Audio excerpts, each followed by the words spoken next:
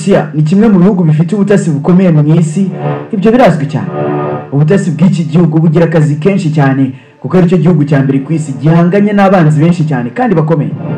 Perezida Vladimir Putin ubwe yabaye maneko w'agatangaza wakoreye akazi mu gice cy'Ubudage cyagenzurwaga na Leta Zunze Ubumwe z'Abasoviyete, kandi hari akazi kenshi gahambaye. Bifite amahirwe aruta 100% ko mu gihe cy'ubutegetsi bwa Vladimir Putin atazigera agira ubutasi bworoshye habe na gato. Ikigo cy'ubutasi cy'Uburusiya gikorera mu mahanga cyamenyekanye mu gukoresha amayeri atandukanye, cyane cyane ayo gukoresha abayobozi bo mu bihugu by'abanzi nk'abadepite, abakora muri za ministeri ndetse n'abasirikare bo mu nzego zo hejuru. Aba bose bakabibirumira habiri abazwi nka double agent. Mu minsi itari mike ishize aba batasi b'Uburusiya habonye undi muntu wo kubyaza umusaruro kandi bakamukoresha batavunitse namba mu buryo bwizewe neza kandi bwihuse kurusha ubundi bwose busigaye. Uyu watoranyijwe nta gushidikanya ni kizigenza ikirangirire mpuzamahanga wo benshi bafata nk'umwami wa ruhago mu isi nzima, Cristiano Ronaldo dos Santos Aveiro.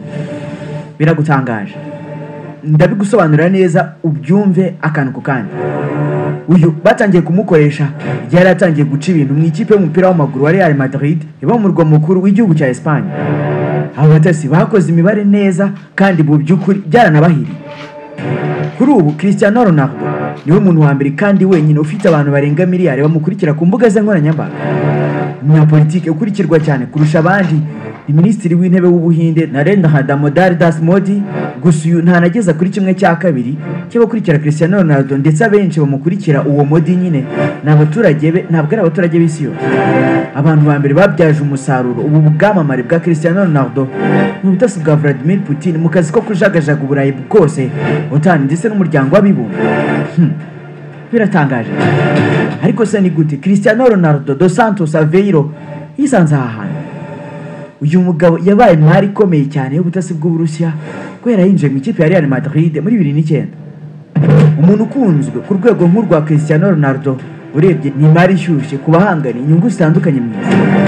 Bamwe mu babimenye mbere ndetse mu myaka 15 ishize abatasi b'Uburusiya.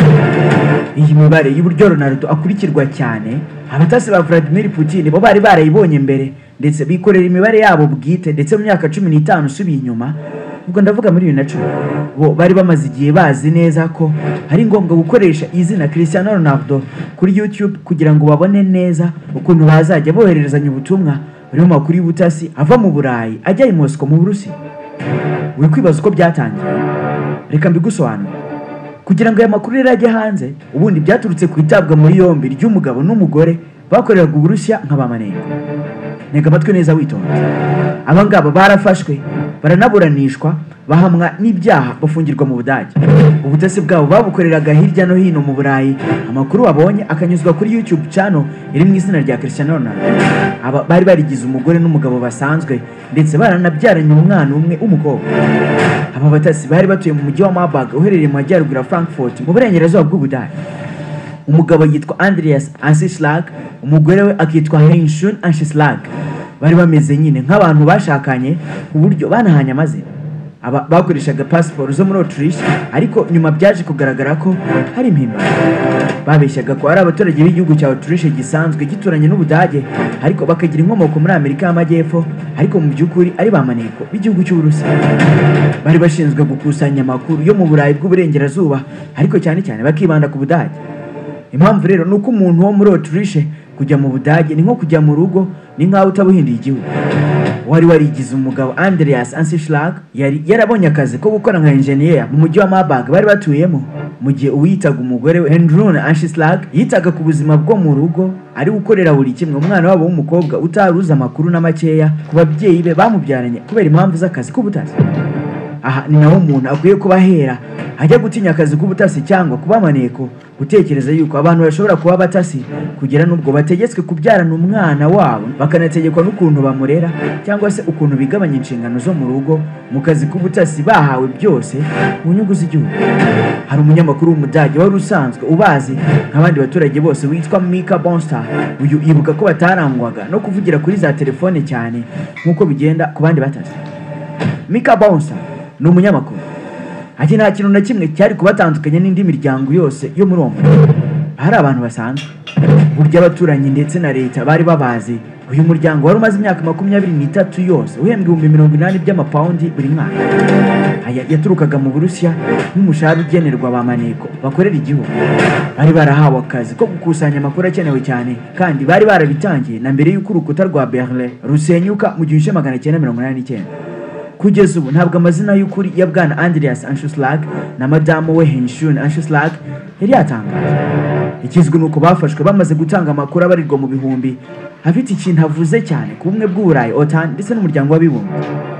Bakoraga akazi kabo k'ubutasi neza, ariko bakabifashwamo n'icyitso bageraga mu bakozi ba Minisiteri y'Ububanyi n'Amahanga y'Ubuholandi. Uyu mugambanyi utaratangajwe izina yoherezaga raporo ya buri kwezi ikanyuzwa mu buryo bwinshi. Muri ubwo harimo nko kuyishyira kuri USB maze akayijugunya mu myanda ahantu runaka, hanyuma intumwa ikaza ikayikuramo ikayigeza kuri aba batasi, nabo bakabyohereza byose mu gihugu cy'Uburusiya. Ubundi buryo uyu mukozi wo muri Minisiteri y'Ububanyi n'Amahanga y'Ubuholandi yakoreshaga mu gutanga amakuru kwari ugushyira amagambo magufi ku mpapuro z'isuku akazijugunya hagenewe imyanda habaga haziranyweho n'impande zombi. Aya magambo yabaga agizwe n'inyuguti nkeya cyane cyangwa se imibare runaka mike idasobanutse neza imeze nka za kode. Iyi yabaga irimo ubutumwa bwo kwemeza cyangwa guhakana ikintu babaga bazi. Mu bihe byo hambere urugo rw'abatasi bombi rwakoreshaga itumanaho rya za radio ndetse na satellite kugira ngo bavugane n'ikigo cy'ubutasi gishinzwe amakuru yo mu mahanga kizwi nka SFR cy'Abarusiya. Icyo nicyo cyari cyarahawe misiyo ikomeye cyane yo kurinda Leta Zunze Ubumwe z'Abasoviete binyuze mu kuvumbura no kubangamira imigambi y'umwanzi mu butasi. Na nyuma y'uko Abasoviete basenyutse rero, gahunda nk'ingi mu Burusiya yarakomeje. Iterambere mu ikoranabuhanga rizana ubundi buryo bushya bworoshye kandi bwizewe bwo guhererekanya amakuru y'ubutasi. Uburusiya bwahinduye umuvuno byihuse, ariko bukoresha amayeri atari korohera umuntu uwo ari we wese kugira ngo yavumbure. Aha rero niho dusanga ikoreshwa ry'ubwamamare bwa Cristiano Ronaldo nk'umukinnyi w'igitangaza mu isi yose nzima. Ku ikubitiro Andreas Anschlag hamwe na Henshun Anschlag, umugabo n'umugore nyine, bafunguye umuyoboro wa YouTube nk'uko nawe ushobora kuwufungura ukawuhita uko ubishaka. Ubwo bafunguraga umuyoboro wabo wa YouTube wa mbere bawise Apremikuru rimwe, tugenekereje mu Cyongereza ni Airplane K1. Yari YouTube channel y'umuryango wabo ishyirwaho ibintu bisanzwe bidafite aho bihuriye na politiki. Ku rundi ruhande abatasi b'Uburusiya nabo bakoraga mu kigo cy'ubutasi kiri mu murwa mukuru Moscow, bari barafunguye indi YouTube channel bayita Cristiano Footballer cyangwa se Cristiano umunyamupira, nayo yafunguye mu ntangiriro z'umwaka wa 2011. Imiyoboro yose ifungurirwa mu mwaka umwe ariko mu mezi atandukanye. Abarusiya ni abantu b'abahanga cyane mu kuba ari bihe, kuko nk'ubwo muri uwo mwaka Cristiano Ronaldo yari ameze neza cyane muri Real Madrid, ukaba wari umwaka we wa kabiri muri iyi kipe nyuma yo kuhagera avuye muri Manchester United yo mu gihugu cy'Ubwongereza. Gordon Corella wahoze ari umunyamakuru wa BBC yanditse igitabo akita Russians Among Us, bisobanuye Abarusiya baturimo cyangwa baratwinjiye. Ni muri iki gitabo uyu mugabo yasobanuriye ko iyo YouTube channel yitiriwe umukinnyi wa Real Madrid, ariko nyamara hari Abarusiya. Uyu kandi nawe wasobanuye ko iyi YouTube channel inyuzwagaho amashusho agaragaza ibitangaza n'udukoryo uyu mukinnyi yakoraga mu kibuga ari gushimisha ab'i Madrid, birumvikana, ariko icyarimwe ikanakoreshwa mu butasi. Gute rero? Umwanditsi Gordon Corella ati bariya Abarusiya bafashe umwanzuro ko urubuga rwa YouTube ari bwo buryo bwabo bugezweho bwo kohererezanya amakuru. Bavuga ko babikoranaga ubwenge bwinshi. Ubutumwa bw'izi ntasi bwanyuzwaga mu bitekerezo byatangwaga kuri ayo mashusho ibizwi nka comments.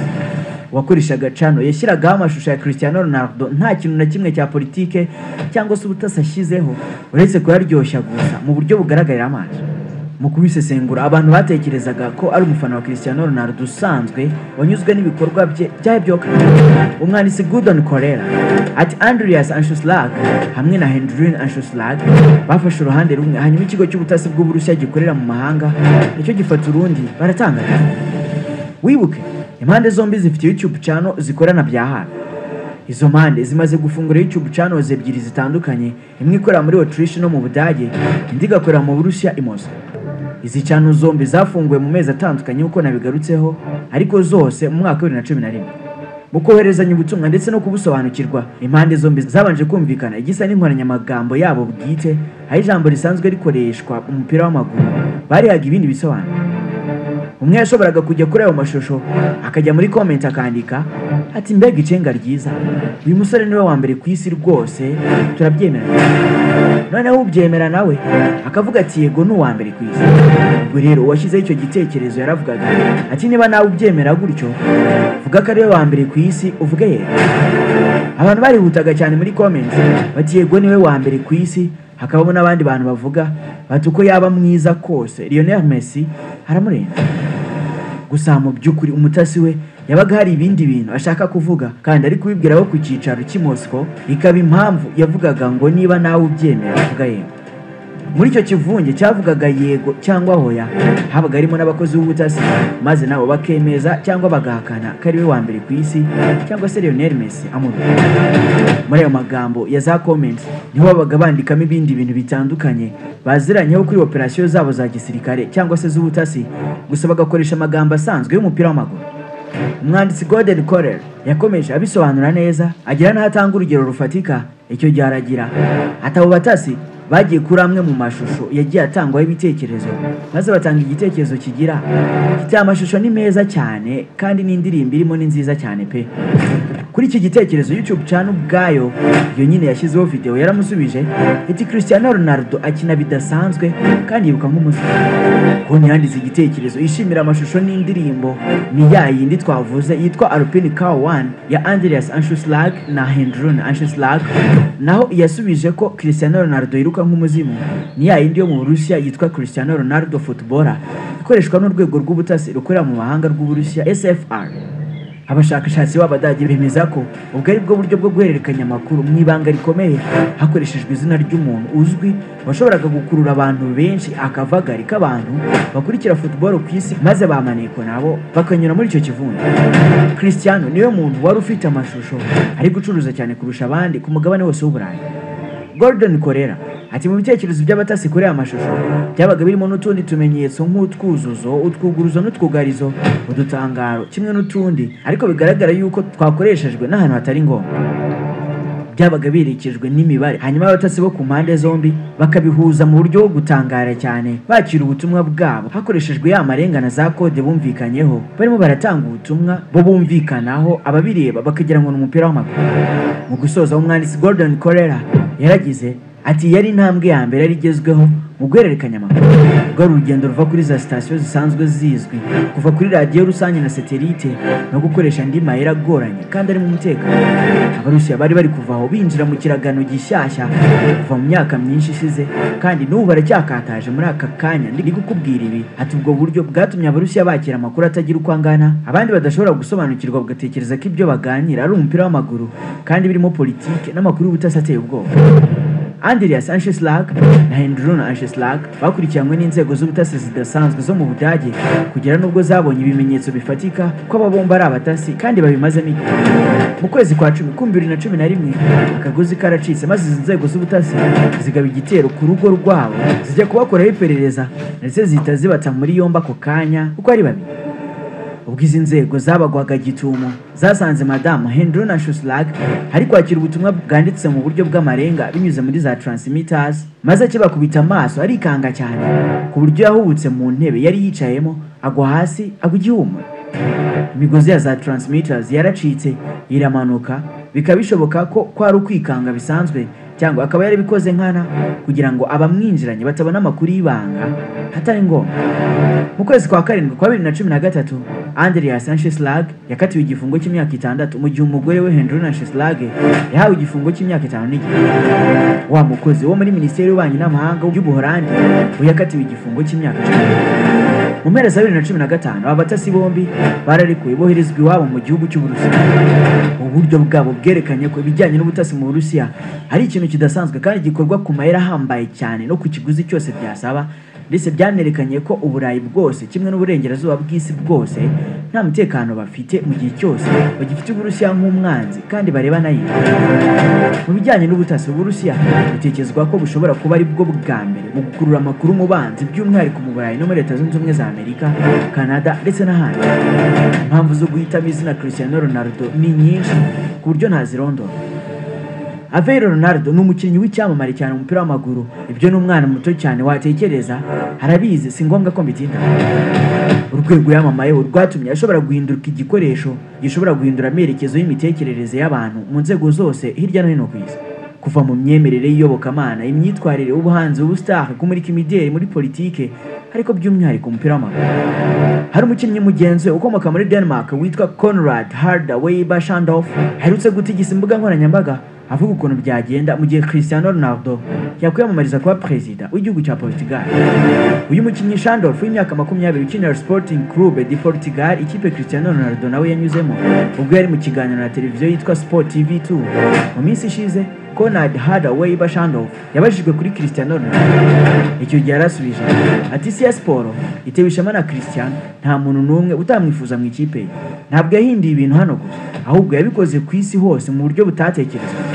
Haramutse yamamaririje kuba perezida w'igihugu cyacu cya Portugal, ndatekereza ko yatsinda amatora mu buryo bworoshye. Iki gitekerezo cya Hada cyatunguye abantu kubera ko Cristiano Ronaldo narigera na rimwe avuga ko afite igitekerezo icyo ari cyo cyose cyamwinjiza muri politiki. Abakozi b'iki kinyamakuru bahise bakora ubushakashatsi maze abawukurikiye 46% bemeza ko batora Cristiano Ronaldo mu gihe aba yamamarije uwo mwanya wo kuyobora Portugal. Umuntu nk'uyu nguyu kandi ukunzwe gutya, urebye ni imari igomba kuba yarishyushye ku bahangana inyungu zitandukanye mu isi. Gusa nyine bamwe mu babimenye bwa mbere mu myaka 15 ishize n'abatasi b'Uburusiya nk'uko nabigarutse.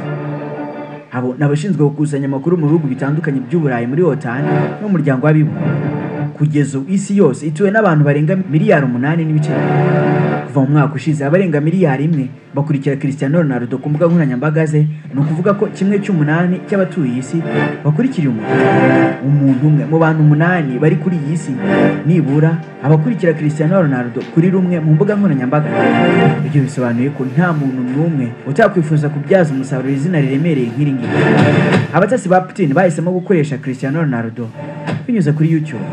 Urugero rworoshye cyane rwo gusobanura ibi bintu ni channel ya YouTube yatangijwe na Cristiano Ronaldo ku ya 21 y'ukwezi kwa 8 ejo bundi muri 2020.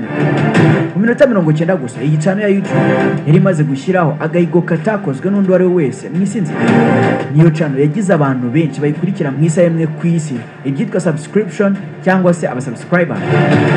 Mu minota 90 yonyine iyi channel yari imaze kugira abayikurikira miliyoni 1 mu gihe umunsi umwe utararangira. Iyi channel yari igize miliyoni 10 z'abasubscribers. Iyi channel yayise You Are Cristiano yujuje miliyoni 15 z'abantu bayikurikira mu masaha 24.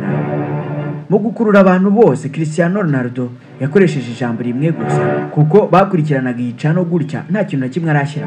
Mu kwamamaza channel ya YouTube, uyu munyaportugal yaragize ati gutegereza birarangiye. Umuyoboro wanjye wa YouTube wafunguwe, mwiyandikishe kandi mwifatanye nanjye mu rugendo rushya. Nta wundi muntu n'umwe ku isi ushobora kuvugira ijambo rimwe gusa kuryumvwe cyane muri ubu. Umuntu nk'uyu abanyamadini, abanyapolitike n'abandi benshi bifuza kujya mu ruhande rwe kubera ko ari umuntu ukunzwe n'abantu benshi. Urubuga DJ Tips rwakoze ubushakashatsi rugenzura konti zigera ku 2367 zo ku mbuga nkoranyambaga z'abakuru b'ibihugu, abakuru ba za guverinoma ndetse n'abaminisitiri b'ububanyi n'amahanga bazwi kurusha abandi. Basanze nta muntu n'umwe mu bategetsi b'isi ufite ijwi ryarangurura kugera hakurya cyane nibura muri 1/2 cy'ahantu Cristiano Ronaldo yageze.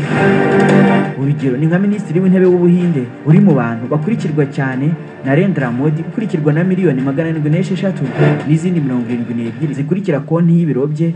Ibi bikaba bikomoka ku kuba nyine ayobora igihugu gituwe kurusha ibindi ari cyo Ubuhinde. Ni nuko nsonga wanyuzwe. Niba ari gukora subscribe kugira ngo tujye tubana mu biganiro byacu bya buri munsi ntahema kugutegura. Peace TV Rwanda.